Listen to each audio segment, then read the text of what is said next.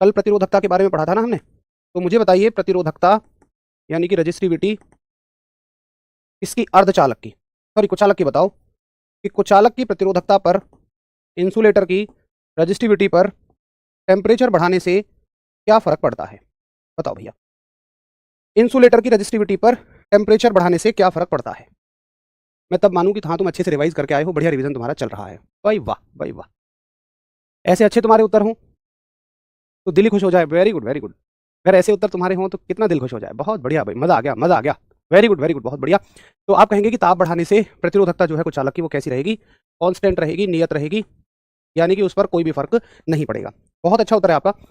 अब देखिए कल हमने प्रतिरोधकता के बारे में जो भी जाना मैं एक बार फिर से रिवाइज कराता हूं, क्योंकि आज जो कंसेप्ट चलेगा उसके साथ आप इसे कंफ्यूज करना शुरू कर दोगे, मिक्स करना शुरू कर दोगे। तो हमने जाना था कि रजिस्टिविटी का ओरिजिनल फॉर्मूला क्या होता है। प्रतिरोधकता का ओरिजिनल फॉर्मूला होता है mv/ne² टाउ। ठीक है, एक बात हम सब करोगे हाँ जी भैया याद है। उसके अलावा प्रतिरोध का ओरिजिनल फॉर्मूला होता है mv/ne² टाउ L/A, और इतने पोर्शन को हम रजिस्टिविटी कह देते थे, प्रतिरोधकता कह देते थे। तो ये बन जाएगा R बराबर रो इंटू L/A। आज हमें सारी चर्चा इस सूत्र पर ही करनी है, अपनी सारी चर्चा इसी फॉर्मूले पर करनी है। ठीक है, वेरी गुड। अब देखो, या तो आप ये कहो कि रजिस्टिविटी जो है वो द्रव्यमान, वेग, इलेक्ट्रॉनों की संख्या, इलेक्ट्रॉन पर आवेश और विश्रांति काल, इन सब पर निर्भर करती है, या 100 बातों की एक बात आप ये कह दो कि भैया ये पदार्थ पर निर्भर करती है, ये मटेरियल पर डिपेंड करती है। इन सब चीजों के लिए हमने क्या कह दिया था कि मटेरियल पर डिपेंड करती है। भाई या तो ये कह दो आप कि ये एक सेब की पेटी है, या ये बताओ अलग अलग कि इसमें, सॉरी ये फलों की पेटी है, या ये बताओ अलग अलग कि इसमें कौन कौन से फल मौजूद हैं। तो जरा बताओ कि हाँ जी ठीक है, यहां तक भी मुझे आपकी बात समझ में आ गई थी। बहुत बढ़िया, ये कॉन्फिडेंस अगर तुम्हारा है कि अभी तक कुछ भी जो पढ़ाया है सब पूछ लो, वेरी गुड वेरी गुड। तो प्रतिरोधकता जो है या तो आप कह दीजिए पदार्थ के प्रकार पर निर्भर करती है या फिर तापमान पर निर्भर करती है। क्या प्रतिरोधकता लंबाई और क्षेत्रफल पर निर्भर करती है? क्या रजिस्टिविटी लेंथ और एरिया पर डिपेंड करती है? बताइए सभी। क्या रजिस्टिविटी का कोई मतलब लेंथ या एरिया से होता है कि भाई तार की लंबाई को बढ़ा दो तो प्रतिरोधकता बढ़ जाएगी, या क्षेत्रफल को बढ़ा दो तो बढ़ जाएगी? नहीं, वो उसके फॉर्मूले में आती ही नहीं है। ठीक है, तो इस चीज से कोई मतलब नहीं होता। चलिए, बहुत अच्छा डिस्कशन हमारा रजिस्टिविटी को लेकर रहा, और रात की क्लास में आपने देखा होगा कि कैसे हम एनसीईआरटी के क्वेश्चंस को भी करने लायक बन रहे हैं। बाकी एनसीईआरटी के क्वेश्चंस थोड़ी सी डिफिकल्ट लैंग्वेज के साथ होते हैं, और उनको वही कर पाएगा जिसका कंसेप्ट बहुत अच्छा होगा। चलो, अब चलते हैं हम लोग प्रतिरोध पर। मेनली अब पढ़ेंगे प्रतिरोध को, यानी कि रेजिस्टेंस को। रेजिस्टेंस देखिए क्या होता है, रेजिस्टेंस क्या होता है, प्रतिरोध। इसको हम आर से दिखाते हैं। तो ये फॉर्मूला हमने पढ़ ही लिया। अगर आप रेजिस्टेंस का बिल्कुल बेसिक फॉर्मूला देखेंगे, बिल्कुल रूट फॉर्मूला देखेंगे, तो वो यही है कि भाई रेजिस्टेंस बराबर mv/ne² टाउ इंटू L/A। उसके बाद हम लोग इतने पोर्शन को कांस्टेंट बोल देते हैं, ये पोर्शन हमारा कांस्टेंट हो जाएगा। तो आर बराबर, इस कांस्टेंट को रो बोलने के बाद में हम कह देते हैं रो इंटू L/A। ठीक है, अब मैं इसको लैंग्वेज में कैसे लिखूंगा, इसी बात को मैं भाषा में कैसे लिखूंगा। तो क्या मैं ये कह सकता हूं कि प्रतिरोध जो है वो लंबाई के सीधा अनुक्रमानुपाती होता है? भाई यहां से सीधा कहा जा सकता है, प्रतिरोध लंबाई के सीधा अनुक्रमानुपाती होता है। अगर हां तो लिखिए सभी कि प्रतिरोध तार की लंबाई के सीधा अनुक्रमानुपाती होता है, यानी कि resistance is directly proportional, resistance is directly proportional to length. ठीक है, मैं कह सकता हूं। अच्छा, इस बात से ये बताओ क्या क्या मतलब कंक्लूजन निकलेगा, इस बात से क्या कंक्लूजन निकलेगा? अरे समानुपाती और अनुक्रमानुपाती एक ही बात होती है भैया, मैं कितनी बार बता चुका हूं आपको, है ना। समानुपाती अनुक्रमानुपाती एक ही बात। अच्छा, इस बात से क्या कंक्लूजन निकलेगा, मतलब मैं पूछना चाह रहा हूं कि बताइए लंबाई को बढ़ाएं तार की तो रेजिस्टेंस पे क्या फर्क पड़ेगा, रेजिस्टेंस घटेगा या बढ़ेगा, बताइए। उसके बाद हम दूसरा क्या लिखेंगे, पहले आप इस प्रश्न का उत्तर करिए। हाँ बहुत बढ़िया, वेरी गुड वेरी गुड। अगर लंबाई बढ़ेगी तो प्रतिरोध भी बढ़ेगा, इस बात का यही मतलब होगा। बहुत बढ़िया बहुत बढ़िया। अच्छा, क्षेत्रफल के साथ इसका उल्टा रिलेशन है, यानी कि रेजिस्टेंस एरिया के इनवर्सली प्रोपोर्शनल होता है। तो आप कहेंगे प्रतिरोध तार के क्षेत्रफल के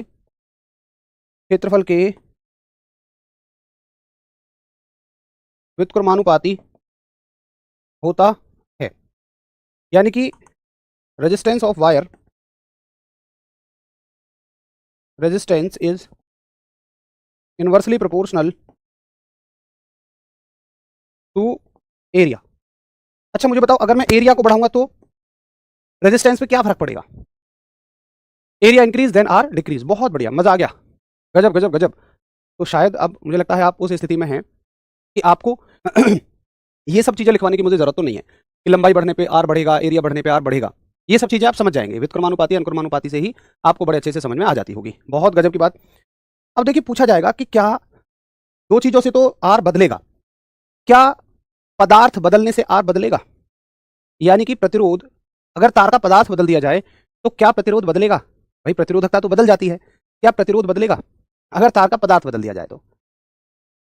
अब यहां एक कंफ्यूजन हो सकता है जबकि कंफ्यूजन जैसा कुछ है ही नहीं। मुझे एक बात बताओ, भाई तार का पदार्थ बदलोगे तो रेजिस्टिविटी बदलेगी, प्रतिरोधकता बदलेगी, तो ये भी तो 100% बदल जाएगा। भाई मान लो लंबाई और क्षेत्रफल तुम समान भी रखो और अगर इस राशि को बदलते चले जाओगे तब भी बदलेगा ये तो। मतलब देखो, जिन चीजों पर, समझो मेरी बात, जिन चीजों से प्रतिरोधकता बदल रही है, प्रतिरोध 100% उन चीजों के साथ तो बदलेगा ही बदलेगा। लेकिन जिन चीजों से प्रतिरोध बदल रहा है, ये जरूरी नहीं है कि प्रतिरोधकता उन सभी चीजों से बदलेगी। देखिए प्रतिरोध प्रतिरोधकता ये दोनों अलग है, दिखने में एक जैसे हैं बट थोड़ा सा अंतर है इनमें। प्रतिरोधकता निर्भर करती है तार के पदार्थ पर, सामग्री पर और बेसिकली तार के तापमान पर। ठीक है, तो भैया जी प्रतिरोध इन दो चीजों पर तो निर्भर करेगा ही करेगा। रेजिस्टेंस जो है, प्रतिरोध जो है, वो इन दोनों चीजों पर तो निर्भर करेगा ही करेगा, पदार्थ पर और तापमान पर। उसके अलावा ये लंबाई और क्षेत्रफल पर भी डिपेंड करेगा।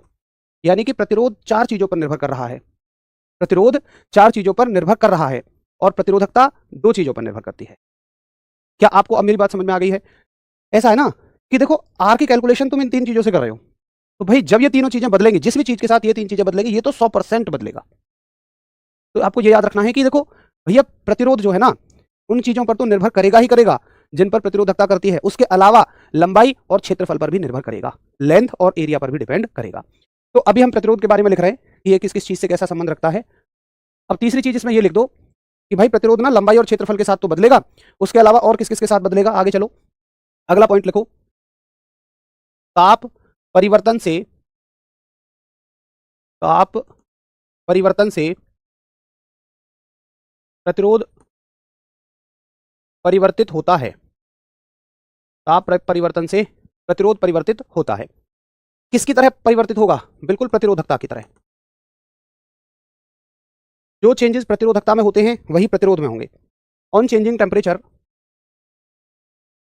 On changing temperature resistance changes same as resistivity. किसकी जैसी? बिल्कुल रेजिस्टिविटी के जैसा। ठीक है, उसके अलावा सामग्री बदलने पर, सामग्री कहो या पदार्थ कहो, तार का पदार्थ बदलने पर,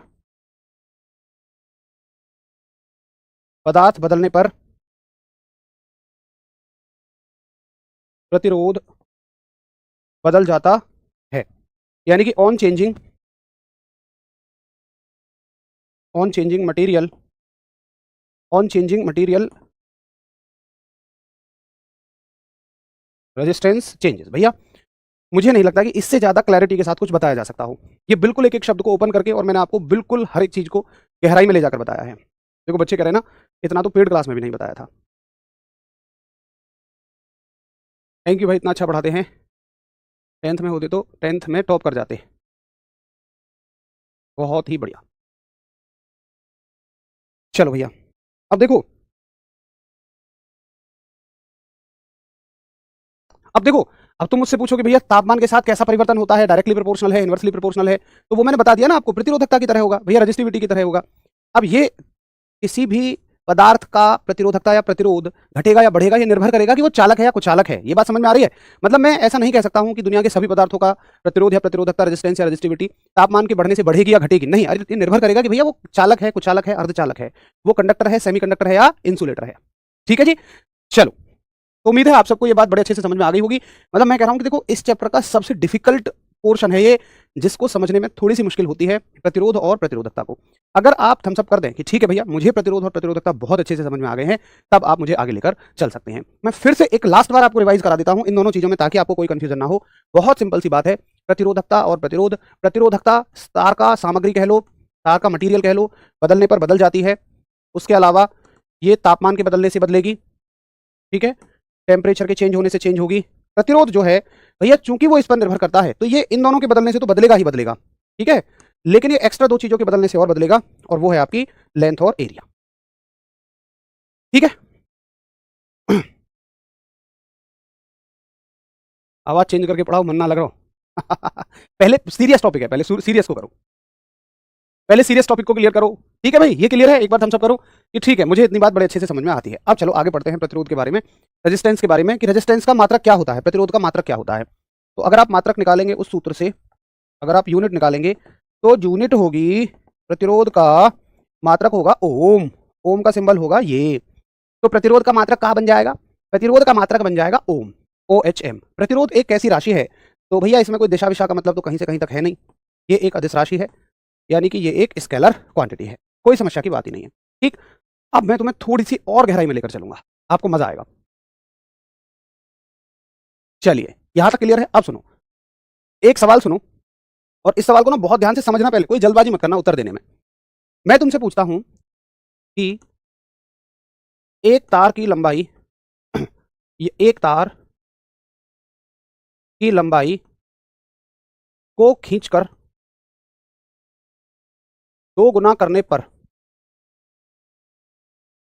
नया प्रतिरोध कितने गुना होगा, बताओ। On doubling the length, on doubling the length by stretching a wire the length will be। अगर एक तार की लंबाई को खींचकर डबल कर दिया जाए, अगर एक तार की लंबाई को खींचकर 2 गुना कर दिया जाए, तो बताइए तार का प्रतिरोध कितने गुना हो जाएगा। अब यहां एक बड़ी समस्या हमारे सामने आती है। अब जो साथी 4 उत्तर कर रहे हैं उन्हें थोड़ी समझ है, वो पहले से सीख चुके हैं, लेकिन जो साथी 2 उत्तर कर रहे हैं वो कहां कंफ्यूज है, मैं बता रहा हूं। वो क्या समझ रहे हैं, वो समझ रहे हैं अरे भैया कितना आसान सवाल, आर बराबर रो इंटू एल बटे ए, इनके बारे में तो कोई बात ही नहीं कर रहा, छोड़ दो, R directly proportional to L, इससे 2 गुना करेगा तो ये भी 2 गुना हो जाएगा। ईमानदारी से बताओ, यही जुगाड़ लगाया है तुमने कि भैया ये तो सीधा अनुक्रमानुपाती है, अगर इसको बढ़ाओगे तो उसी संबंध के साथ ये भी बढ़ेगा, इसको 2 गुना करोगे तो ये भी 2 गुना हो जाएगा। यही जुगाड़ लगा रहे हो ना आप, ठीक है। देखो एक बात समझ लो मेरी, एक बात समझो कि जब आप ये बात कह रहे होते हो ना, इसका मतलब आप ये मान चुके होते हो कि भाई ऐसा करने से लंबाई के परिवर्तन से इन दोनों में कोई चेंज नहीं होगा। ऐसा आप तब लगा सकते हो जब आप ये कहो कि भैया जी एक चीज को छेड़ने से बाकी चीजों में कोई परिवर्तन नहीं होगा। मैं आपसे पूछता हूं, ये कॉपर का तार है, अभी ये इतना है, मैंने इसको खींच दिया, मान लो ये 2 गुना हो गया, तो क्या ये कोई दूसरे मटेरियल का तार बन जाएगा? आप कहोगे नहीं यार कॉपर ही रहेगा, तो ठीक है, मैंने मान लिया कि लंबाई को बढ़ाने से प्रतिरोधकता तो चेंज नहीं हो रही है, मैंने मान लिया लंबाई बढ़ाने से ये तो चेंज नहीं हो रही, चलो ठीक है, लेकिन क्या ये इतनी मोटाई का तार है, अभी आप इसको खींचोगे तो क्या महाराज ये पतला नहीं हो जाएगा? यानी कि पतला होने का मतलब क्या इसका क्षेत्रफल कम नहीं हो जाएगा? भाई अभी ये इतनी मोटाई का तार है मान लो, और महाराज तुमने इसको खींच दिया, तो क्या इसकी मोटाई कम नहीं होगी? बिल्कुल होगी। तो भैया लंबाई बढ़ने से क्षेत्रफल जो है वो कम हो रहा है, एरिया जो है वो कम हो रहा है, तब आप इस संबंध को डायरेक्ट नहीं लगा सकते। सवाल सरल करने में आप ये नहीं कह सकते हो। अब देखिए, अगर थ्योरेटिकल क्वेश्चन आए, समझ लेना मेरी बात को, अगर थ्योरेटिकल क्वेश्चन आए और तुमसे पूछे कि वो लंबाई को बढ़ा रहा है तो प्रतिरोध पे क्या फर्क पड़ेगा, तो थ्योरेटिकल में तो यही बोलोगे कि ठीक है बढ़ जाएगा। लेकिन अगर न्यूमेरिकल सवाल आए ना, क्वेश्चन सॉल्व करने वाला सवाल आए, ये गुनागुनी वाला सवाल आए, तो गलती से भी इस बात का उत्तर मत कर देना। ये बात ध्यान में रखना कि भैया जी क्षेत्रफल जो है, एरिया जो है वो भी साथ में चेंज हो रहा है, एरिया भी चेंज हो रहा है। अच्छा बात समझ में आ गई कि ऐसा हम क्यों नहीं कर रहे हैं? एक बात हम सब करो, सर क्लास में आपने प्रतिरोध और प्रतिरोधकता को मिक्स पढ़ाया, अरे महाराज यहाँ समझ में आ गया आपको? एक बात बताओ, मान लो पेड क्लास में आपको एक कंसेप्ट नहीं भी समझ में आया, यहाँ समझ में आ गया ना, मेरे हिसाब से आ जाना चाहिए था। आपने कुछ नहीं पढ़ा पेड क्लास में, तब भी यहाँ समझ में आ जाना चाहिए था, फिर काहे परेशान होना है बताइए? इतना धीरे पढ़ाएंगे तो कोर्स खत्म हो जाएगा। भाई साहब ये चीज़ मेरे ऊपर छोड़ो यार, कैसे कोर्स खत्म करना है, आप निश्चिंत रहो। हर एक टॉपिक इतना स्लो चलने वाला थोड़ी है, ये टॉपिक भाई ऐसे ही समझ में आ पाएगा। और देखो मैं इसको बस टाइम पूरा करने के चक्कर में, कोर्स पूरा करने के चक्कर में फटाफट भगा दूं, मैं कहता हूं आप नहीं बना पाओगे इससे सवाल, जब तक इतना समझ के नहीं चलेंगे हम। हर टॉपिक इतना गहरा नहीं है, ठीक है भैया? तो डेफिनेटली आप ये कहोगे कि इसमें ये डायरेक्ट काम हम नहीं कर सकते। अब इसके लिए मैं आपको ट्रिक बता रहा हूं। ट्रिक क्या है? ट्रिक ये है कि देखो, आप ये कहोगे कि जो प्रतिरोध है ना, जो रेजिस्टेंस है, ये लंबाई को जितने गुना आप करोगे उसको हम n मान लेंगे, और n स्क्वायर से चेंज होगा। मतलब अगर आप लंबाई को 2 गुना बढ़ा रहे हो तो 2 गुने का मतलब ये 2 जो है ये इसको क्या मान लेंगे हम? n मान लेंगे, ठीक है। और नया प्रतिरोध कितना हो जाएगा? नया प्रतिरोध हो जाएगा n का मतलब 2, 2 का स्क्वायर 4, तो ये हो जाएगा 4 गुना। बस कहां से आया, कैसे आया, इस बारे में नहीं पढ़ना है, सीधा सीधा पढ़ लो। जो मुझसे पूछे कि भैया कहाँ से आया, फिर मैं लगूं डेरिवेशन पे, बहुत बड़ी डेरिवेशन हो जाएगी। कोई जरूरत नहीं है डेरिवेशन होगी, सीधा पेपर के लिए याद रखो, ट्रिक बताइए कि भैया जी n स्क्वायर गुना हो जाएगा, ठीक है। लेकिन प्रतिरोध तो समानुपाती होता है। अरे भैया कह तो रहा हूं, जब लगाते हो तुम समानुपाती, जब बाकी चीजें चेंज ना हो रही हो। अब बाकी चीजें चेंज हो रही हैं तो आप ऐसा नहीं लगा सकते हो। इस बात को रट्टा मार दो कि हाँ भैया ऐसे ही होगा, और वो रीजन भी बता दिया मैंने क्यों होगा। ठीक है भैया, चलो अगला सवाल करके बताइए। लंबाई को 2 गुना कर देंगे, प्रतिरोध 4 गुना हो जाएगा, बस कहानी खत्म। n स्क्वायर से चेंज हो जाएगा, ज्यादा गहराई में नहीं होना है। 4 गुना हो फिर क्या करें? अरे 4 गुना हो तो 4 का स्क्वायर कर दो यार, 4 गुने का मतलब। तो बाकी उत्तर बताओ भाई, बाकी लोग उत्तर बताओ। अगर लंबाई को 4 गुना कर दिया जाए तो प्रतिरोध कितने गुना हो जाएगा, बताना जरा, बताओ बताओ बताओ, जल्दी से बताओ। सीधी बात है यार, 16 गुना हो जाएगा, उसमें कौन सी बड़ी बात है। अगर तुम लंबाई को 3 गुना करोगे तो 9 गुना हो जाएगा, अगर तुम 8 गुना करोगे तो 64 गुना हो जाएगा। बड़ी आसान सी बात है। अब सुनो, ऐसा कब करना है तुम्हें, जब ये खींच कर कहेगा। अच्छा मैं तुमसे पूछता हूं, एक सवाल ऐसे दिया, सुनना मेरी बात को बड़े ध्यान से सुनना। एक सवाल ऐसे दिया कि तार की लंबाई 3 गुना करने पर प्रतिरोध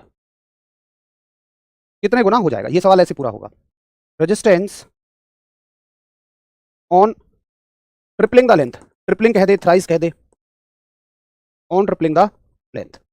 मेरी बात को ध्यान से सुनो, अरे सुनो तो सही, ध्यान से सुनो, अरे सुनो, अरे सुनो भैया सुनो। ये एक्सप्रेस गाड़ी को रोको। ऑप्शन है 2 गुना, ऑप्शन है 3 गुना, ऑप्शन है 6 गुना, ऑप्शन है नो चेंज, कोई परिवर्तन नहीं होगा। अब बताओ, अब बताना जरा, बोलो भैया, अब जरा इसका उत्तर बताओ। अब यार तुम कहोगे यार भैया काय मजे ले रहे हो यार सुबह सुबह, अभी तो बताया था स्क्वायर कर देंगे, भैया 9 हो जाना चाहिए था यार, ऑप्शन में नो नहीं दे रहे हो भैया, 9 नहीं दे रहे हो। सुनो, तार का सूत्र क्या होता है प्रतिरोध का, R बराबर रो इंटू एल बटे ए। ठीक, देखो यहां पर कह रहा है लंबाई को 3 गुना कर रहा है, मतलब इस चीज को चेंज कर रहा है। अच्छा लंबाई चेंज करने से ये तो नहीं होगा, लेकिन सुनो, यहां पर खींचकर शब्द उसने नहीं दिया। अब खींचकर नहीं दे रहा तो लंबाई को कैसे बढ़ा रहा है पता है वो, कि जितनी मोटाई का ये तार है उतनी ही मोटाई का उतना ही बड़ा तार और लगा देगा। यानी कि मेरे पास एक इतना बड़ा तार था, ठीक है, इतनी मोटाई का, मैंने क्या किया कि इतना ही एक और तार लिया और इसमें जोड़ दिया ऐसे करके। तो क्या बताओ इसका एरिया चेंज होगा? अब जरा बताओ कि क्या इसका क्षेत्रफल चेंज हुआ? बस इतनी सी बात बताओ, क्या इसका एरिया चेंज हुआ? आप कहोगे नहीं यार, जितना मोटा ये यहाँ था उतना ही मोटा यहाँ है। एरिया हम ये वाला बात नहीं करते, ये एरिया बात नहीं करते, ये सामने से दिखने वाला, इसकी मोटाई की बात करते हैं। तो मोटाई चेंज नहीं हुई महाराज। जब मोटाई चेंज नहीं हुई, जब मोटाई चेंज नहीं हुई, इसका मतलब यहां से यहां तक ये नियत रहा, कांस्टेंट रहा, तो इसको भी आप हटा सकते हो और अब आप डायरेक्टली कह सकते हो R directly proportional to L. अब जितना इसमें परिवर्तन करोगे, ये 3 गुना होगा तो ये भी कितना हो जाएगा, 3 ही गुना हो जाएगा। तो उत्तर हो जाएगा सीधा सीधा आपका 3 गुना। अब बताओ आती है बात समझ में? ठीक है, तो अगर, अब सुनना बहुत ध्यान से मेरी अगली बात, अगर वो ऑप्शन में, बिल्कुल सिंपल समझो यार, ऑप्शन में अगर स्क्वायर के हिसाब से उत्तर दे रखा है तो प्रेफरेंस दो स्क्वायर वाले को ही, और अगर स्क्वायर के हिसाब से उत्तर नहीं दे रखा तो प्रेफरेंस दो डायरेक्ट वाले को ही। अब अगर दोनों चीजें आ जाएं, मतलब लैंग्वेज ऐसी हो और दोनों चीजें आ जाएं, जैसे देखो मान लो ऐसे बोलेगा वो, क्वेश्चन दे दे कि तार की लंबाई, बहुत ध्यान से सुना, तार की लंबाई 4 गुना करने पर प्रतिरोध। अब भैया यहां पर ये तो क्लियर नहीं है कि खींच कर है या बगैर खींचे है, ये मुझे क्लियर नहीं है। रेजिस्टेंस ऑन क्वाड्रपलिंग, क्वाड्रपलिंग का मतलब 4 गुना, resistance on quadrupling the length, कि अगर लंबाई को 4 गुना कर दें तो प्रतिरोध कितने गुना हो जाएगा। ऑप्शन देखो बहुत ध्यान से सुना, ऑप्शन है 4 टाइम्स, बी ऑप्शन है 16 टाइम्स, सी ऑप्शन है 8 टाइम्स, और डी ऑप्शन है नन ऑफ द अबव, कि उपरोक्त में से कोई नहीं। अब बताओ क्या उत्तर लगाओगे? सुनो अब मेरी बात ध्यान से सुनना। अब यहां पर दोनों तरह के उत्तर हैं, सीधा वाला उत्तर भी है, स्क्वायर वाला उत्तर भी है, तो आप प्रेफरेंस देना स्क्वायर वाले उत्तर को। अब सुनो मेरी बात को, आपको ये मत कह देना भैया मैं तो कंफ्यूज हो गया, अरे कोई कंफ्यूज वाली बात नहीं है। अगर ऑप्शन में स्क्वायर के हिसाब से उत्तर दे रखा है तो आप स्क्वायर के हिसाब से उत्तर को प्रेफरेंस दोगे, अगर स्क्वायर के हिसाब से उत्तर नहीं है तो आप डायरेक्ट उत्तर कर दोगे। ठीक है, तो भैया यहां मुझे नहीं पता चल रहा कि उसने खींच कर किया है बगैर खींचे किया है, तो मैं ये मानूंगा कि उसने खींच कर किया है। मैं प्रेफरेंस किसको दूंगा? खींच कर वाले उत्तर को दूंगा। बहुत सिंपल सी बात है, इसमें मुझे नहीं लगता कोई कंफ्यूजन है। और भैया ऐसे ही आपको पढ़ना पड़ेगा। महाराज ओ महाराज, बेसिक बेसिक रहने दो भैया, बेसिक के चक्कर में पगला जाओगे, बेसिक रहने दो। हम कहा कि सुबह सुबह क्यों अपने दिमाग के स्क्रू ढीले कर रहे हो, पगला जाओगे बेसिक के चक्कर में। पेपर में इतना टाइम नहीं होता कि तुम बेसिक करोगे। ट्रिक से याद रखो इसको, जहां मैं बेसिक कराता हूं वहां तुम्हें ट्रिक चाहिए, जहां मैं ट्रिक करा रहा हूं वहां तुम्हें बेसिक चाहिए। ऐसे कैसे बात बनेगी भाई? ठीक भैया, अब सुनो और चलो आगे चलो। 4 वैरायटी के सवाल बनते हैं इसमें, 3 वैरायटी कर ली, चौथी वैरायटी करो। सवाल कहेगा कि तार की लंबाई बगैर खींचे 5 गुना करने पर प्रतिरोध कितना होगा। Resistance of a wire, resistance of a wire if length is 5 times, और वो कहेगा विदाउट स्ट्रेचिंग, बगैर खींचे कर रहा है वो, ऐसा ठीक है, खींच नहीं रहा। ए ऑप्शन है 5 गुना, बी ऑप्शन है 25 गुना, सी ऑप्शन है 10 गुना, और डी ऑप्शन है नो चेंज। अब बताओ क्या उत्तर रहेगा। अब देखो यहां पे मुझे स्पष्ट दे दिया उसने कि भैया खींच नहीं रहा हूं, उसने कहा मैं खींच नहीं रहा हूं। अगर वो खींच नहीं रहा तो भाई सूत्र क्या है, आर बराबर रो इंटू एल बटे ए। नहीं खींच रहा का मतलब ना तो ये चेंज होगा ना तो ये चेंज होगा, सीधी अनुक्रमानुपाती है, इसको 5 गुना करोगे तो ये भी 5 गुना हो जाएगा, कहानी खत्म। 5 पंजे 25, नहीं 5 का 5। अब कुछ कुछ समझ में आया आपको, क्या समझ में आया कि अगर देखो सवाल में दे बगैर खींचे तो कोई दिक्कत नहीं है, अगर सवाल में दे खींच कर तो भी कोई दिक्कत नहीं है, बट वहां क्या करेंगे जहां पर दे ही ना रखा हो, क्लियर ना दे रखा हो। तो देखो अगर भाई तुम्हें यहां बगैर खींचे या खींचकर नहीं दे रखा है, बट ऑप्शन कैसे हैं, स्क्वायर के हिसाब से नहीं है, तब तो मेरे पास कोई ऑप्शन ही नहीं है कि मैं वही लगाऊंगा जो स्क्वायर के बगैर ऑप्शन है। उसके अलावा अगर दोनों ऑप्शन मौजूद हैं, मेरे हिसाब से ये केवल कंफ्यूजन क्रिएट करने वाला है, तो इसमें आप प्रेफरेंस किसको दोगे, प्राथमिकता किसको दोगे, स्क्वायर वाले को प्राथमिकता दोगे। इतनी भाषा में, अपनी भाषा में इस चीज को लिख लो कहीं, इस सवाल के लिए अपनी भाषा में इस चीज को लिख लो कि हम प्राथमिकता स्क्वायर वाले आंसर को देंगे, बस। अब सही है, मेरे हिसाब से अब क्लियर होगा। ना तो इसमें कोई दिक्कत, ना तो इसमें कोई दिक्कत, ना तो इसमें कोई दिक्कत, थोड़ा सा कंफ्यूजन यहां है, तो यहां पे क्लियर कर लो कि भाई अगर दोनों तरह के ऑप्शन मौजूद हैं, सिंपल ऑप्शन भी स्क्वायर वाला ऑप्शन भी, तो हम प्राथमिकता किसको देंगे, स्क्वायर वाले ऑप्शन को हम प्राथमिकता दे देंगे। ठीक है भाई,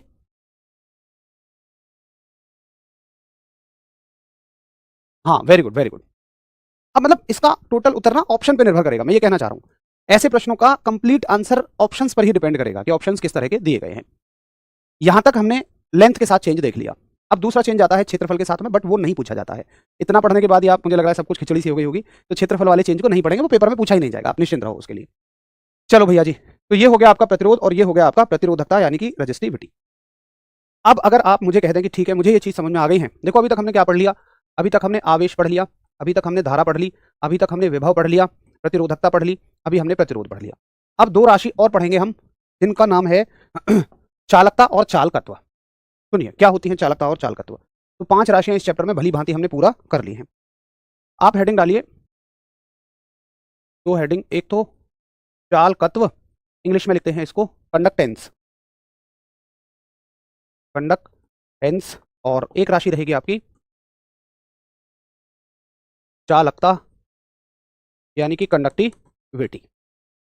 अच्छा मुझे बताओ कि प्रतिरोध एक तार में क्या दिखाता है। तो भैया जी प्रतिरोध जो है, क्या बता रहा हूं बताओ यार, मतलब मुझे ये समझ में नहीं आ रहा है कि क्या कंफ्यूजन है। भाई अभिषेक तुम इतना कमेंट कर रहे हो, तो मैं हरीश भैया फालतू में टाइम आउट कर दें, मुझे बताओ, आप अपनी ही बात से मुकर रहे हो, कभी कुछ बता रहे हो कभी कुछ बता रहे हो, मतलब यार क्या बात कर रहे हो तुम, एक सेंस में तो कम से कम बातें कहना सीखो। कि कौन सी बात से मुकर रहा हूं मैं, ये बताओ भाई, और किस किस को लग रहा है कि मैं कौन सी बात से मुकर रहा हूं। अगर तुम ये चाह रहे हो कि मैं तुम्हें सिर्फ एक चीज बता दूं, तो महाराज ऐसा कैसे संभव है यार, जब है ही एक एक चीज के 4 तरीके हैं बताने के, वो 4 तरीके से सवाल पूछता है और तुम मुझसे पूछना चाह रहे हो कि सिर्फ मुझे एक उत्तर बता दो, ऐसा कैसे संभव हो जाएगा यार। क्या तुम हर दिन एक ही तरह की सब्जी खाते हो? अगर तुम्हें कोई प्लेट में 4 तरह की सब्जी लाके दे देता है, तो क्या उससे तुम ये कहते हो यार तुम तो अपनी बात से मुकर रहे हो, मुझे 4 तरह की सब्जियां दे रहे हो। देखो भाई बड़ी सिंपल सी बात है, चीजें गहराई में पढ़नी पड़ेंगी, गहराई में पढ़ने पर दर्द होगा, उस दर्द को अगर आप एक्सेप्ट कर सकें तो भाई मैं 20 बार भी समझाने के लिए आपको तैयार हूं। और अगर आपको लगे नहीं मुझे तो एक बात, एक प्रश्न का एक उत्तर दो, तो भैया ऐसा संभव है ही नहीं, एक प्रश्न का एक उत्तर नहीं होता। यार मैं खुद कह रहा हूं आपसे कि हाँ मेरे भाई थोड़ा सा डिफिकल्ट टॉपिक है, बट आप देखें ना कि अगर समझने बैठे हैं आप, बट आपका ध्यान कहाँ है, कमेंट छापने में है आपका ध्यान है ही नहीं चीज़ों को सुनने में। अगर आप मुझसे ये उम्मीद करें कि मैं बिल्कुल इसको इसको और क्या इसमें कोई मक्खन मिला दूं, कुछ मिला दूं, आपको इसे खिला दूं, तो वो कैसे संभव है भाई, वो तो आपको समझना ही पड़ेगा यार। क्या समस्या है पहले आपको मुझे ये बताओ, क्या दिक्कत है। चलो एक बार पहले इनका थोड़ा डाउट सॉल्व कर लें, आप लोगों को दिक्कत क्या है बताइए। कितनी सिंपल सी बात है यार। अगर आप मुझसे ये कहो कि नहीं जो संबंध प्रतिरोध के साथ है ना, मुझे तो वही प्रतिरोधकता के साथ बताओ जो रेजिस्टेंस के साथ है, मुझे तो वही रेजिस्टिविटी के साथ बताओ। तो ऐसा कैसे संभव हो जाएगा भाई? दोनों चीजें क्वाइट डिफरेंट हैं। और इसी बात का तो एग्जामिनर एग्जाम ले रहा है, और रेलवे आपको इसी बात की तो तनख्वाह देगी कि आप इन चीजों में अंतर स्पष्ट कर पाएं। अगर आप चाहते हैं कि वेरी सिंपल हमें करा दिया जाए तो ऐसा कैसे संभव हो जाएगा? नहीं है पॉसिबल, है ना। चलो बताइए, अभी तो किसी का कोई डाउट नहीं है? ठीक है भाई, अगर हम इतना भी अंतर ना समझ पाएं, अगर हम इतना भी फर्क ना समझ पाएं, तो किस बात की सैलरी है फिर हमारी, और किस बात की सरकारी नौकरी है? इसी बात की तो सरकारी नौकरी है कि हाँ हम अंतर समझें, हम स्पष्ट कर सकें। चलो भाई देखिए, पहले हम पढ़ते हैं प्रतिरोध क्या था, रेजिस्टेंस क्या था। तुम लिखना मत यहां पर अभी, रेजिस्टेंस क्या था, प्रतिरोध क्या था। इसके नीचे लिख लेते हैं। प्रतिरोध जो होता है, रेजिस्टेंस जो होता है, वो होता है कि भाई तार में धारा के मार्ग में रुकावट कितनी है, इसी चीज को हम प्रतिरोध कहते हैं, इसी चीज को हम रेजिस्टेंस कहते हैं। अब मुझे आप ये बताओ कि क्या किसी भी व्यक्ति को हमेशा ऐसे ही प्रदर्शित कर सकते हैं कि वो बुरा है? भाई कोई भी 100% तो बुरा नहीं है। अगर मान लो कोई 40% बुरा है, तो क्या मैं बस यही बताऊं सबको कि यार ये 40% बुरा है? या मेरे पास दूसरा विकल्प ये भी है कि मैं ये कहूं यार ये 60% अच्छा है? तो विकल्प तो दोनों हैं। तो जब आप प्रतिरोधकता की या प्रतिरोध के टर्म में बता रहे होते हो किसी तार को, तो आप रिप्रेजेंट करते हो कि वो तार धारा के मार्ग में कितनी रुकावट डालेगा। अरे महाराज, ऐसा थोड़ी है कि सभी तार धारा के मार्ग में रुकावट डालते हैं। अब तुम अगर मान लो एक ऐसा आदमी जिसके अंदर 1% बुराई है, 99% अच्छाई है, और किसी को बताओ भैया भैया देखते कितना बुरा आदमी जा रहा हो, कोई तुमसे पूछे कितना बुरा, 1% बुराई है, कुल 99% अच्छाई है इसके अंदर, तो भाई कैसा लगेगा ये तो बड़ी बड़ी बात लगेगी। तो यार देखा ये गया कि चलो प्रतिरोध और प्रतिरोधकता धारा के मार्ग में रुकावट है, तो भाई इनको उन चीजों के लिए रखो ना जिनके लिए ये ज्यादा है। अब जिनके लिए ये कम है तो कोई दूसरी चीज पक्का ज्यादा होगी। अच्छा, अगर ये कम है, ये कम होने का मतलब कि भाई प्रतिरोध कम है, उसका रेजिस्टेंस कम है, मतलब धारा के मार्ग में कम रुकावट है। अरे ऐसे कहना क्यों है कि धारा के मार्ग में कम रुकावट है? अरे ये कह दो ना कि धारा आसानी से बह सकती है। बताओ कौन सी बात अच्छी लग रही है? अगर एक तार में बहुत ना के बराबर रुकावट है, तो क्या ये कहना अच्छा है कि भैया इसके मार्ग में ना, धारा के मार्ग में बहुत कम रुकावट है? अरे भैया जब वो बहुत कम है तो यार उसे बहुत कम काहे बोल रहे हो? आप ये कह दो ना कि भाई धारा सुगमता से बह रही है। तो जब हम ये चीज बता रहे होते हैं ना कि धारा सुगमता से बह रही है, तो डेफिनेटली ये दोनों एक दूसरे के, तो हम कंडक्टेंस को बता रहे होते हैं, चालकत्व को बता रहे होते हैं। चालकत्व का मतलब ये है कि किसी तार में धारा कितनी आसानी से बह सकती है। ये दोनों चीजें हमें यही बताती हैं। अब ये डेफिनेटली इसका उल्टा होगा, बोलो यस और नो, क्योंकि भैया ये इसकी अच्छाई है और ये बुराई है। तो अगर अच्छाई ज्यादा है तो बुराई कम होगी, और बुराई ज्यादा है तो अच्छाई कम होगी। क्लियर? अच्छा, अगर आप इसको उल्टा देखें तो कंडक्टिविटी का उल्टा क्या होता है? तो भैया जी वो होता है रजिस्टिविटी, यानी कि चालकता। तो दो चीजें हो जाती हैं, एक चालकत्व हो जाता है और एक चालकता हो जाती है। तो परिभाषा कैसे लिखेंगे? आप परिभाषा लिखेंगे, परिभाषा आप लिखेंगे कि चालकता, रेजिस्टिविटी का मतलब प्रतिरोधकता, सॉरी, रेजिस्टिविटी का मतलब प्रतिरोधकता। ठीक है, तो आप कहोगे इसके लिए क्या लिखोगे कि प्रतिरोध के व्युत्क्रम को चालकत्व कहते हैं। प्रतिरोध के व्युत्क्रम को, व्युत्क्रम मतलब उल्टे को, व्युत्क्रम को चालकत्व कहते हैं, यानी कि रेसिप्रोकल, रेसिप्रोकल का मतलब उल्टा, reciprocal of resistance is called as resistivity. और यहां पर क्या कहोगे? यहां पर क्या कहोगे? यहां पर कहोगे आप, इसको ना ऊपर उठा लेते हैं, चलो पेज को ऊपर उठा लेते हैं थोड़ा थोड़ा ऐसे। यहां पर क्या कहोगे? आप कहोगे कि चालकता के व्युत्क्रम को प्रतिरोधकता कहते हैं, क्योंकि चालकता को डिफाइन कर रहे हैं तो ऐसे कहो, प्रतिरोधकता का व्युत्क्रम चालकता कहलाती है, सॉरी, यानी कि reciprocal of, reciprocal of resistivity is called as, is called as conductivity. ठीक है, आसानी से समझ में आती है ये बात हमें, ये बात सबको समझ में आ गई है? एक बात हम सब करो, हाँ जी। अब सुनो आगे कि पूछा जाएगा इनका मात्रक। ये बहुत जरूरी सवाल है, आपसे मात्रक पूछा जाता है। तो मुझे बताओ कि इसका मात्रक क्या हो जाएगा? भाई इसका मात्रक जो होगा वो 1 बटे प्रतिरोध का मात्रक होगा। सूत्र से तो मात्रक बनाओगे, तो 1 बटे, और प्रतिरोध का मात्रक क्या है? ओम। ठीक है, या अगर आप सिंबल की फॉर्म में लिखोगे तो ऐसे लिखोगे। तो इसको अगर ऊपर ले जाओगे तो ये कितना हो जाएगा? ओम इनवर्स, या ओम इनवर्स ऐसे लिख सकते हो। ऊपर ले जाने के बाद एक घात माइनस में चली जाएगी। यहाँ पर घात आपको ना दिख रही हो, बट वो है, एक है और प्लस में है, और ऊपर जाने के बाद वो एक घात किस में हो जाएगी? माइनस में हो जाएगी। ठीक है, अच्छा आगे आप देखेंगे ओम इनवर्स को ही हम क्या लिख सकते हैं? तो ओम इनवर्स को हम लिखते हैं साइमंस। तो याद रखना, ओम इनवर्स को ही हम क्या लिख सकते हैं, ओम इनवर्स को ही हम साइमंस लिख सकते हैं। साइमंस कहाँ से आया, देखो ये पूरे ना एक वैज्ञानिक का नाम है जिनका नाम है जॉर्ज साइमंस ओम। तो ओम और साइमंस उन्हीं के नाम से ले लिए गए। तो या तो ऑप्शन में आपको ओम इनवर्स मिलेगा या साइमंस मिलेगा। साइमंस को किससे दिखा देते हैं हम, एस से दिखा देते हैं। तो चालकत्व का मात्रक हो गया, ये ज्यादा जरूरी है। इसकी परिभाषा याद हो ना हो, लेकिन भाई इसका मात्रक जरूर याद होना चाहिए, और मुझे लगता है मात्रक बनाना आसान है अगर आपको परिभाषा आती है तो। अच्छा, अब यहां से कैसे परिभाषा और मात्रक बनाओगे, इसका मात्रक लिखो, इसकी यूनिट लिखो। तो इसकी यूनिट क्या है, 1/, रजिस्टिविटी की यूनिट क्या है, ओम मीटर। ठीक है, मैं सिंबल की फॉर्म में नहीं लिख रहा, ऐसे लिख दे रहा हूँ। तो इसको अगर ऊपर ले जाओगे तो कितना हो जाएगा, ओम इनवर्स और मीटर इनवर्स। अब देखिए ओम का उल्टा क्या हो जाएगा, डेफिनेटली ओम इनवर्स को हम साइमंस लिख सकते हैं, साइमंस, और ये हो जाएगा आपका साइमंस मीटर इनवर्स। ठीक है, इस चीज को हिंदी में लिखना है भाई, साइमंस तो साइमंस ही रहेगा, ये तो नाम है ना, नाम तो इंग्लिश में लिखो चाहे हिंदी में लिखो, साइमंस ही लिखा जाएगा, और इंग्लिश में ही ऑप्शन आएगा साइमंस, ऐसे लिख लो। ठीक है, यहां भी लिख लो साइमंस। चलो एक बात हम सब करो कि ठीक है, हम इसको याद कर लेंगे। प्रतिरोधकता का व्युत्क्रम चालकता कहलाती है, reciprocal of resistivity is called as conductivity. और प्रतिरोध के व्युत्क्रम को चालकत्व कहते हैं, reciprocal of resistance is called as conductance. अच्छा, यहां पर आएगा reciprocal of resistance is called as conductance, sorry, resistance का उल्टा कंडक्टेंस। अब बताओ, अब सब ठीक है।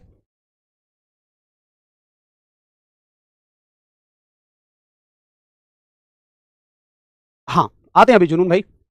अब आती है एक, अब पहले यहां तक बताइए, यहां तक क्लियर है, क्या समस्या है भाई। जिन बच्चों के पास पैसे नहीं है वो यूट्यूब की क्लास के भरोसे हूँ, सर अच्छा से पढ़ाइए, आपसे रिक्वेस्ट है। मुझे आप ये बताओ कि कमी क्या है ना। आप देखो प्लीज, इन चीज़ों की बजाय ये बताइए कि कमी क्या है, क्योंकि अगर मैं इस क्लास में सभी बच्चों से पूछूं तो शायद 2-4 बच्चों को छोड़कर वो यही कहेंगे सभी कि हाँ ये अच्छी चल रही है। लेकिन मैं ये भी नहीं कहूँगा कि वो 2-4 बच्चे गलत कह रहे हैं, आप भी अपनी जगह सही हो। लेकिन बेहतर होगा कि आप ये ना कह के कि अच्छा पढ़ाओ, ये पढ़ाओ, वो पढ़ाओ। देखो अगर मैं शायद अच्छा नहीं पढ़ाता तो महाराज यहाँ खड़ा ही नहीं होता, या इतने सारे बच्चे नहीं होते। तो ये तो नहीं है कि मैं अच्छा नहीं पढ़ा रहा हूँ, लेकिन मैं आपकी भावनाओं की पूरी कदर करता हूँ, और मुझे पता है आपको कोई समस्या आ रही है, तो प्लीज़ आप पर्टिकुलर समस्या पे बात करिए कि भैया मुझे ये दिक्कत है, या तो इस पॉइंट को दोबारा बताओ या इस पॉइंट को दोबारा बताओ। 1 मिनट में चर्चा करना चाहूँगा। देखो साथी, साइंस गहराई में पढ़ने का मतलब आपको थोड़ा-सा लगेगा, लगभग कुछ-कुछ चीज़ें डिफ़िकल्ट भी पढ़नी पड़ेंगी। इसी बात के तो इसीलिए तो अब समझ में आ रहा होगा ना कि क्यों कहते हैं कि ग्रुप डी की साइंस मुश्किल है, ग्रुप डी की साइंस मुश्किल है। आज चौथा दिन है, जब पिछले 2 दिनों में चीज़ें आसान थी, तब आप कह रहे थे भैया इतना आसान नहीं आता पेपर में। अब थोड़ा-सा टॉपिक में अंदर गए हैं, तब कहते हैं भैया इतना मुश्किल नहीं आता। असल में हम लोग अपने हिसाब से चीज़ें जज कर रहे होते हैं, ऐसा नहीं होता। कुछ चीज़ें भाई मुश्किल भी रहेंगी और कुछ चीज़ें दोस्त आसान भी रहेंगी। आसान चीज़ें एक बार में समझ में आ जाएँगी, मुश्किल चीज़ें आपको एक से ज़्यादा बार में समझ में आ जाएँगी। और मतलब मुझे नहीं लगता कि ये चीज़ें इतनी मुश्किल हैं कि एक बार अगर समझा दी जाएँ, तो आप इनको समझ जाएँ। आप पेड वाले बच्चों से पूछिए, पता है वो मेरे से क्या शिकायत कर रहे हैं कि भैया पेड में इतना कंटेंट आपने नहीं दिया। अच्छे बुरे की बात तो ऐसी है। वो ये कह रहे हैं यार पेड में आपने इतना नहीं पढ़ाया। क्यों नहीं पढ़ाया था उस टाइम पे? क्योंकि देखो उस टाइम तक रेलवे के बाकी एग्जाम्स नहीं हुए थे। रेलवे ने जब बाकी एग्जाम्स लिए हैं, जैसे एएलपी लिया, टेक्नीशियन लिया, तो उसमें लेवल थोड़ा-सा और गहरा पूछा है। इसलिए मैं आपको उस लेवल पे लेकर जा रहा हूँ। ठीक है? तो ये आप कह रहे हैं ना यूट्यूब पर फ्री की क्लास है, तो आप पेड क्लास को जाकर देखो, पेड क्लास में भी इतना कंटेंट नहीं है जितना यूट्यूब पे आपको फ्री में मिल रहा है। तो फ्री का मतलब ऐसा नहीं है कि हम कोई बगैर मन के उसे पढ़ाते हैं, करते हैं। सारी चीज़ें आपको बड़े अच्छे से करवाई जाती हैं। ठीक है? चलिए फिर से एक बार देख लेते हैं। और ये चीज़ है आपकी चालकत्व और चालकता। बहुत सिंपल सी बात है यार, 2 चीज़ हमने पढ़ी, 2 चीज़ें अभी तक हमने पढ़ी हैं। एक तो पढ़ा है रेजिस्टेंस और एक पढ़ी है हमने रेजिस्टिविटी। ठीक है? तो रेजिस्टेंस का उल्टा क्या कहलाएगा? कंडक्टेंस। या चलो तुम ऐसे मत लिखो नहीं तो फिर और कहोगे। 2 चीज़ें पढ़ी हैं हमने, कंडक्टेंस और कंडक्टिविटी। कितनी सिंपल सी बात है यार। रेजिस्टिविटी का उल्टा कंडक्टिविटी और रेजिस्टेंस का उल्टा कंडक्टेंस। बस हो गया। ये है आपका चालकत्व और ये है आपकी चालकता। चालकत्व क्या होता है? प्रतिरोध का उल्टा, और चालकता किसकी उल्टी है? प्रतिरोधकता की उल्टी है। बस। तो अब मुझे बताओ इसमें क्या मुश्किल है? प्रतिरोध का उल्टा चालकत्व, प्रतिरोधकता की उल्टी चालकता, रेजिस्टिविटी की उल्टी कंडक्टिविटी, रेजिस्टेंस की उल्टी कंडक्टेंस। कहानी खत्म। तो लेवल तो मैं मेंटेन करूंगा यार, मैं लेवल को तो वो लेकर चलूंगा। अब तुम्हारी शिकायत ये हो कि भैया यार आपने तो ये पढ़ा दिया, अब ये क्यों पढ़ा रहे हो? तो भाई फिर वो तो आपकी बात नहीं मानी जाएगी। अब आप मुझसे कहो नहीं यार, कभी तुम कह रहे हो, एक भाई का कल सवाल था यार, कभी कहते हो ताप बढ़ने से चालकता बढ़ती है, कभी कहते हो ताप बढ़ने से चालकता घटती है। कोई एक बात बताओ ना यार, एक बात कैसे बताई जा सकती है भाई? जब चालकता, जो चीज़ों के साथ जैसा रिलेशन चल रहा है वैसा ही तो मैं बताऊंगा। मैं आपसे खामखाम झूठ बोल दूं, पेपर में सवाल गलत हो जाए, उससे क्या लाभ है? ठीक है, तो जरा बताइए कि हाँ जी, मुझे आपकी बात अच्छे से इतनी समझ में आ गई है। और आज हमने 2 टॉपिक किए हैं, एक तो रेजिस्टेंस किया है, प्रतिरोध, और प्रतिरोध में हमने तमाम चीज़ों को देखा है। देखो आप ना थोड़ा सा अपने बेसिक पे काम करो, कंटेंट ओवर हो गया है। अभी मैं उन चीज़ों के लिए, उन बच्चों के लिए दोहरा रहा हूँ जिनको थोड़ा सा कम समझ आया। बाकी जिनको समझ में आ गया है वो क्लास लेफ्ट कर सकते हैं। तो आज हमने सीखा, अच्छा हाँ मैं ये कह रहा हूँ, आप ना अपने थोड़े से बेसिक पे काम करिए। बेसिक का मतलब क्या है कि क्या अनुक्रमानुपाती है, क्या व्युत्क्रमानुपाती है। अगर आपने मेरी पिछली 3 क्लास नहीं देखे हैं तो प्लीज़ उन्हें जरूर देखिए, आपको तभी समझ में आएगा। अगर आप बीच में से जुड़े हैं, आज डायरेक्टली क्लास से जुड़े हैं तो नहीं समझ आएगी क्लास। आप पिछली 3 क्लास देखेंगे आपको बहुत अच्छे से समझ में आ जाएगी। ठीक, तो हमने पढ़ा R बराबर रो इंटू एल बटे ए, यानी कि प्रतिरोध लंबाई के सीधा अनुक्रमानुपाती, क्षेत्रफल के व्युत्क्रमानुपाती। उसके अलावा इस चीज पर निर्भर करता है, और ये खुद 2 चीजों पर निर्भर करती है। एक तो सामग्री और तापमान, तो ये भी सामग्री और तापमान पर निर्भर करता है। उसके अलावा हमने न्यूमेरिकल बनाना सीखा कि कब हमें स्क्वायर के साथ उत्तर करना है और कब हमें विदाउट स्क्वायर उत्तर करना है। तो वो निर्भर करेगा कि तार को खींचा जा रहा है या तार को खींचा नहीं जा रहा है। उसके अलावा 2 नई टर्म हमने पढ़ी, एक चालकता पढ़ी, एक चालकत्व पढ़ी, रेजिस्टेंस एंड रेजिस्टिविटी, जो कि उल्टी है प्रतिरोध और प्रतिरोधकता। बस इतनी सी बात है। एक बार जाइएगा, तसल्ली से, शांत दिमाग से रिवीजन करेंगे, बहुत अच्छे से तमाम चीज़ें समझ में आ जाएंगी। ये उतनी मुश्किल चीज़ें नहीं है कि आपका दिमाग इन्हें ना पकड़ पाए। आप अच्छे खासे मानसिक स्तर के साथ बैठे हुए हैं, आपने खूब मुश्किल टॉपिकों को समझ लिया है, ये उनके सामने कुछ भी नहीं है। मैथ्स के खूब मुश्किल टॉपिकों को समझा है, यहाँ कोई मुश्किल नहीं है, ये सिर्फ समझने वाली चीज़ है। ठीक है, बाकी किसी भी साथी को कोई भी 1% दिक्कत है तो वो प्लीज़ दिक्कत को स्पेसिफाई करो। मैं आपको 10 बार नहीं 20 बार बताने के लिए तैयार हूँ, लेकिन आप ऐसे मत कहो कि गुरुजी आप तो अपनी बातों से मुकर रहे हो। भाई मुकरने का मतलब आप इस बातों को कहते हैं कि कभी तो कहते हो ताप बढ़ने पे चालकता बढ़ती है, कभी कहते हो ताप बढ़ने पे चालकता घटती है। भाई जो जैसे फैक्ट है मैं तो वैसे ही बताऊंगा। मैं तो सूर्य को सूर्य कहूंगा, चंद्रमा को चंद्रमा। तुम मुझसे कहो नहीं भैया तुम तो अपनी बातों से मुकर रहे हो, पहले तुमने कह दिया सूर्य ग्रह होता है, अब तुम कह रहे हो चंद्रमा ग्रह होता है। तो भाई उस बात का कोई समाधान नहीं है प्लीज़। या आप ये कहो कि यूट्यूब पर अच्छे से पढ़ाइए, तो फिर इन बातों का कोई समाधान नहीं है। समाधान आपके डाउट का हो सकता है।